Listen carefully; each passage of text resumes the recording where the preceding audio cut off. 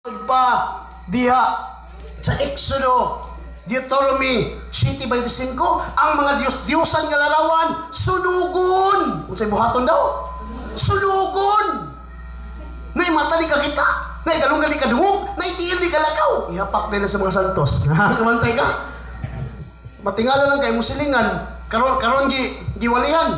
Pagkasunod si Mana gilusbog na, gilumsa na sa Agusan River. Mulikson, atong hisgutan karon, ngayon na kabalo ko ani. Nahibalaan ako ang pagtulunan sa simbahang Katoliko na tungkad nako. Nga dili tay Dios-Diosan kini mga larawan sa simbahang Katoliko, kadtong nagkatoliko nako. Amen. Kay mga membro sa mga dili Katoliko, sirado gyud ang hunahuna. Unsay i-inject, ipakaon silang pastor maura gyud ang nasa ng hunahuna. Amen. Madlok musultik amin. Unsa kay meaning sa amin? Yes, tinuod. Kung mong banang yung darling mo tayo bugas, susito bag. Amen! Hello? Malikson, atong sugdan. Sa Biblia, dunay duha ka larawan ang hisgutan. Unang larawan ng hisgutan, gitawag kinig, iconatry. Unsa itong una? Ikaduang larawan, gitawag kinig, idolatry. Unsa itong ikaduwa? Sa Biblia, dunay duha ka larawan ang hisgutan. Iconatry o idolatry. Unsa maning iconatry? Kini iconatry larawan nga existido, tinuod ba? O ikaduhang larawan, idolatry, larawan nga dili existido. Karon, example. Unsa may larawan nga iconatry sa Biblia? Kanang tinuod nga larawan ba? For example, kato si Kristo ba? Kabantay mo ni Kristo? Marcos 12:17. Unsa may gibuhat ni Kristo? Si Kristo gikuha sa larawan sa kwarta. Kabantay ka? Migon si Kristo king sa kaning larawana. Unsa itubag sa mga tao? Kang Sisar.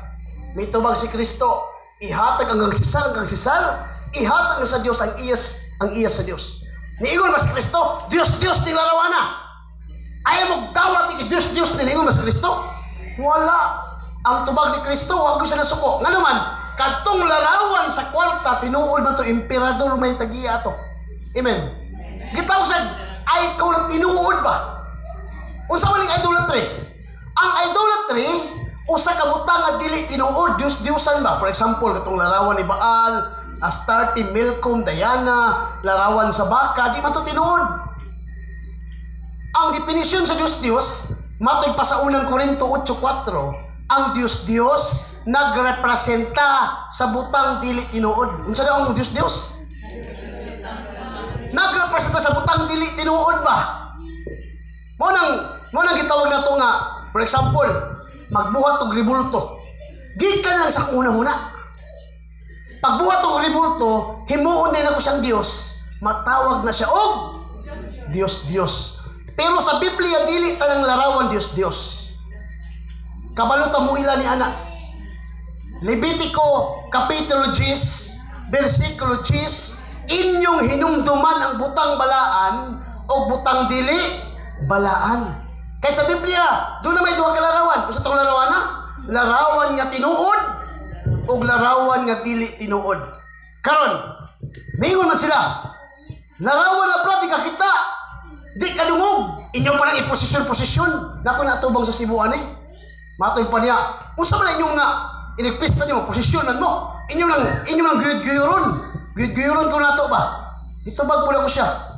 Ay problema Brad. Sunod pista nimo di na mo guyuron. Butang na lang remote control sabi ka na ana ra na. Sarong di ka mahadlok. Mo bitong giguyo dili na kalakaw. Amen. Pero wala na nagpasabot nga Dios-Diosan. Kaya ang larawan sa simbahang Katoliko puro na mga santos. Existido nga larawan. Amen.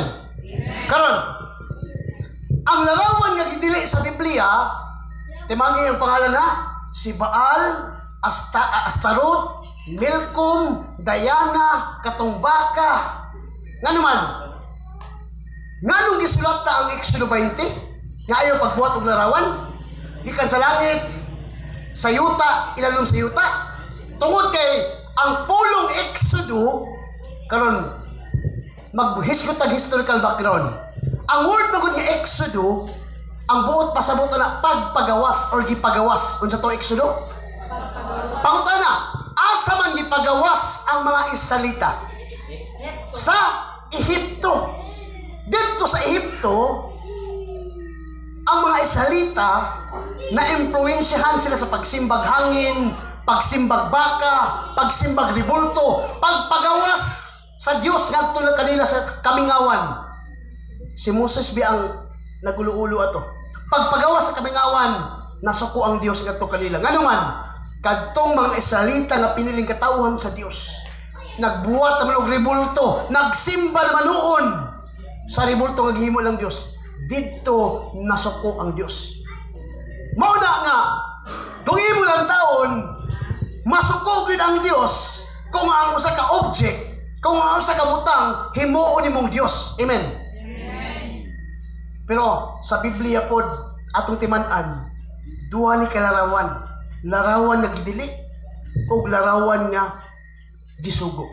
Unsa man ang larawan nga gisugo sa Biblia? Exodo 20 man to, di ba? Abante na sa Exodo 25, 18-20. Ang Diyos mingon, Moses, pagbuhat og larawan sa mga kirubin. Mag-atbang ang mga kirubin, mag-ulos-ulos ang ilang mga pako.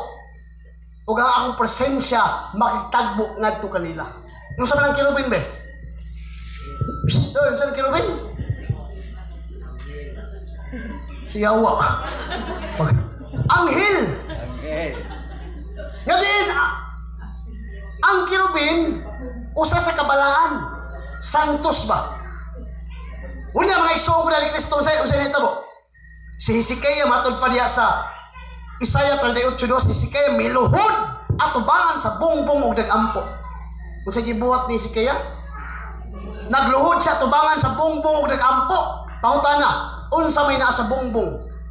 Ezekiel 41:17-18, ang bongbong sulod sa templo hangtod sa salub gikulitan og mga larawan, dagway sa tao, dagway sa kirubin, palmira, dagway sa leon, gipalibot kini tibok templo kwadrado. Tiaw nimo, ang templo di ay sa Dios na puno og mga larawan. Amen. Sa atop, sa salug, sa kilid na puno og mga larawan. Pangutana, kinsay nagsugo? Ang Dios. Maulang dili supa nga ang templo sa Dios na puno og mga larawan basta kay ang ikulit nga larawan kadtong mga balaan. Amen. Karon, na may giingon diya nga magkulit og mga balaang larawan. Pangutana, kanang mga balaang larawan naa ba na sa simbahang Katoliko? Ang tubag na katong dili balaang larawan naa ba na sa simbahang Katoliko? Ang tubag wala. Mauna nga dili against ang gibuhat sa simbahang Katoliko, wala ta nakasupak sa sugo sa Ginoo man kay ang gikulit balaan mang larawan. Mao lang dili na to general tanang larawan. Tungod kay dili tanang larawan Dios. Dili tanang Dios larawan. Take note ha. Ang definition sa Dios kung ang usa ka butang mas mulabaw pa sa Ginoo. Nakuha na to? Kwarta. Colossus 3:5. Kung ang salapi mas mulabaw pa sa Ginoo, di na kamusimba tungod sa salapi. Dios-Diosa na. Ang usa ka butang nga mulabaw pa sa Ginoo, Dios-Diosa na. For example, gihigugma nimo ang imong asawa labaw sa Ginoo, Dios-Diosa na. Amen. Iuli na lang na imong asawa sa imong ugangan. Amen.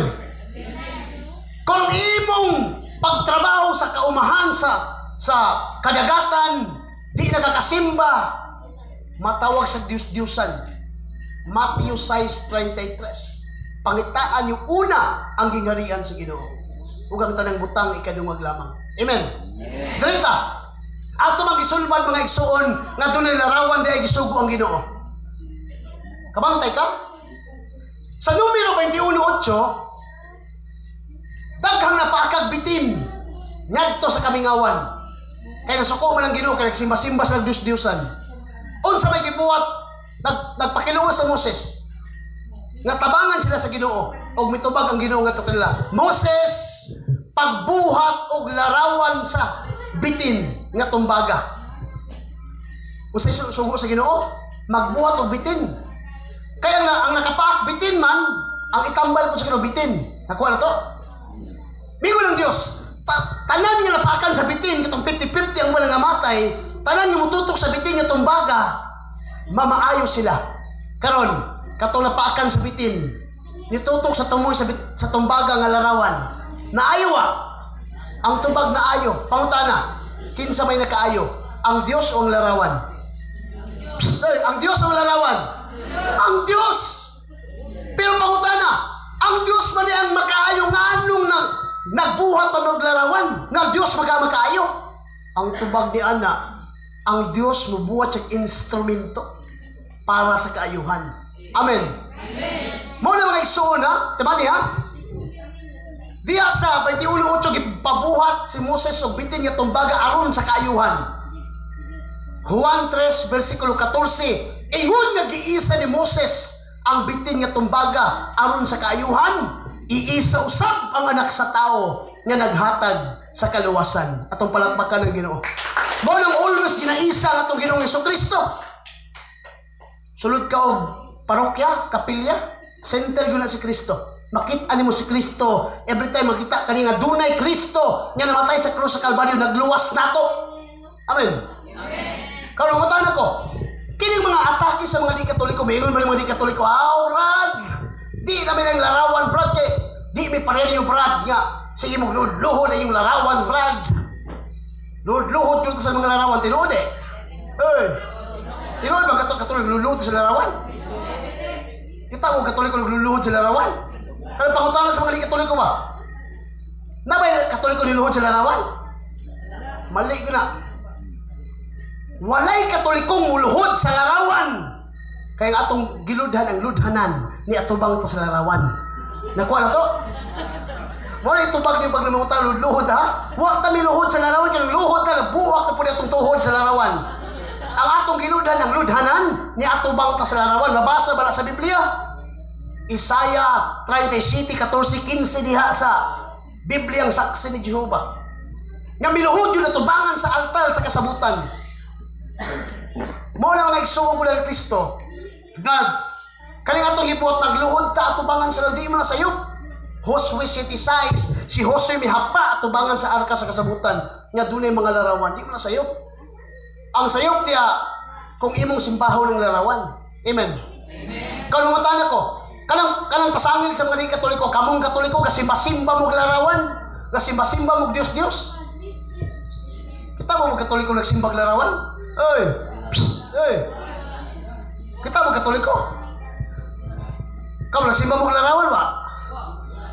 Ang tumagwa, pero nga nung mamasangin man sila nato, na nagsimba taglarawan wa ato buhata.